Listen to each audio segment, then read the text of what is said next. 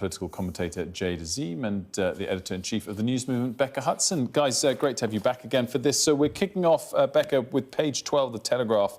Losses mount for Russia as 400,000 die in just a year. This is a striking number. Yeah, absolutely incredible numbers. It's really hard to kind of get information out of Russia when it comes to kind of the casualties and the death toll of the war in Ukraine. Obviously, in the last hour, we were talking about sort of Zelensky's ambitions for a peace deal, but this is some really incredible insight into sort of the Russian side and the Russian losses. So 400,000 deaths and casualties this year.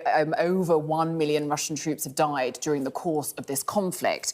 The Economist has got this staggering stat that 1% of all kind of fighting-age men have died as a result of the war in Ukraine. And obviously we focus so rightly on the cost of Ukraine, but there are these young men in Russia and also troops being kind of shipped in from North Korea and other parts of the world to sort of fuel these awful offensives called like this meat grinder approach, where kind of, you know, troops are just kind of sent over the top effectively to kind of mop up Ukrainian missiles. And it's just kind of just shows you sort of how just kind of the huge, vast scale of this war, regardless of any metric, and kind of incredible to get this level of insight from, you know, a Russian government that doesn't like to talk about it. But we also talk so much, Jade, about how kind of weakened the Ukrainian position is and how much they need this funding and things like that. But the very sad point is I think the Russian position's also been weakened, including on the economy, had everyone sort of stayed the course or up the ante a little bit, which doesn't seem to be where things are heading in the short term. Well, quite. I mean, they've got a significant population and a much larger army,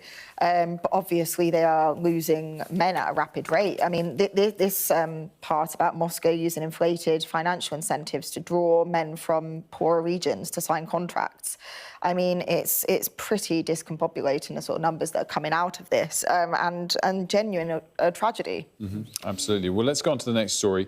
On the post office in the Mirror, Jade, headline, absolutely disgusting.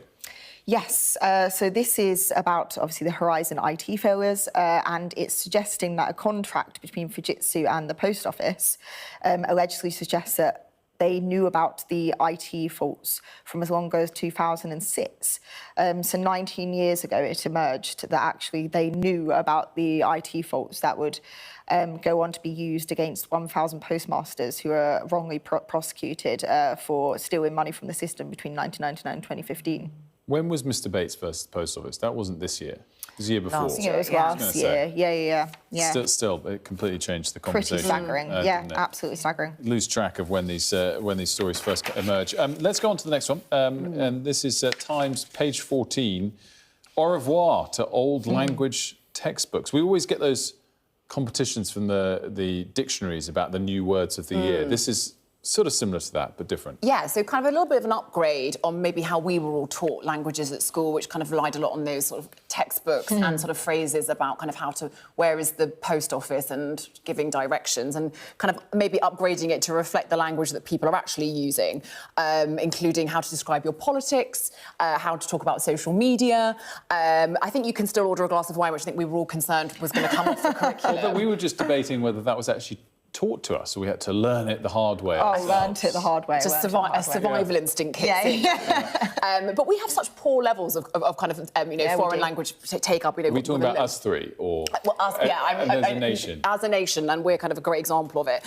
So maybe kind of bringing, sort of dragging how languages are taught into the kind of more modern way might be a good idea, and sort of getting young people to kind of fall in love with language and actually be able to use phrases that they would use in English could be a good idea. So I love this list. They list some of the words in the different languages that are being added because they're so commonly, I guess the argument being because they're so commonly used in the respective country. In France, this is adding politics, left-wing, right-wing, to protest, to send back, to delete or cancel. I mean, it's fantastically telling, isn't it? In German, they've added... So I'm only picking one out. This is a bit naughty, but they've added the word boring. Yeah. And then in Spanish, it's all like wonderful, day, time, sports match, society, scene of a film, or rather sort of fun, upbeat things. I mean, this is... I don't know who came up with these. This is the Times just poor French are going through it, aren't they? Yeah, no, they're really... to protest. Sounds very French. Which is a classic. I like that very much. Yeah, very good. Yeah, I do still remember those on Où est la bibliothèque? I don't think we've ever had to use that one. No. Where's the library? Where is the library? Describing your politics, far more useful. Yeah, exactly. Yes, of course. Exactly. Yeah. OK, next one, Guardian. The formula for a magical Christmas. A bit of a strange one, this. They've asked various scientists and experts about their home experiments to make for a magical Christmas, seeing like tricks so you can play at home. Amongst them is using pine needles to find pie, exploring your turkey carcass for various interesting bones. Yeah, really strange things that I'm probably not going to do. Well, definitely not the second one. How do we use pine needles to find a pie? How does that work? Please don't ask me. One of the most... I'm now quickly reading this section whilst see if we can... Oh, sorry, I thought you meant you find... Not a pie. A pie. No. This is to a formula for pie used by chucking pine needles. I don't think that would go down very well in my house. I think we'll probably stick to the politics. There we go. This is the chemistry of Christmas salts commonly spread on pavements in the winter. There's an experiment. This looks far too complicated. Bizarre. You just want to sit on the sofa, don't you? Yeah. Let's move quickly on from that one. Let's do this.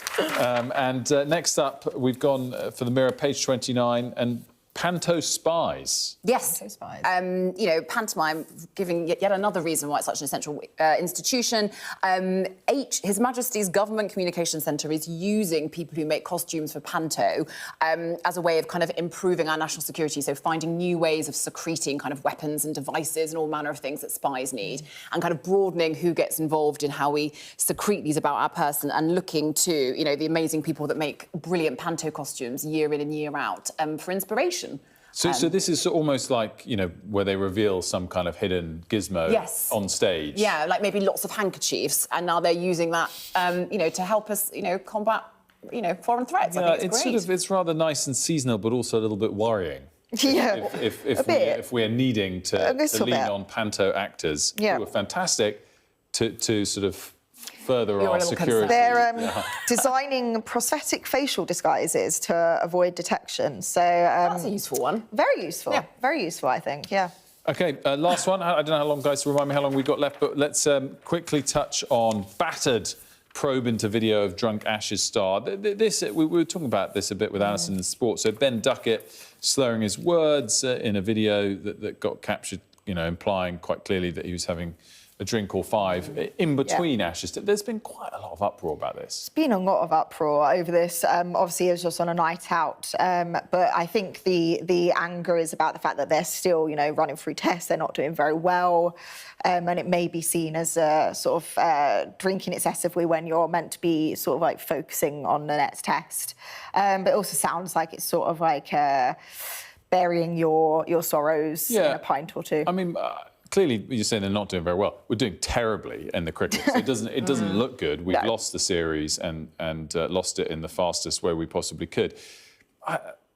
My view on this is sort of if it's inappropriate behaviour, then it's really not cool. You know, like smashing up a bar or whatever. You know, or angry words or rude words, but just having a drink a long way off before the start of the next match is probably all right. We're out of time on that note, so we'll leave it there, guys. Thank you so much for joining us. Merry Christmas. We'll be back after this with all of the latest headlines. What's the best thing about being a Sky News presenter?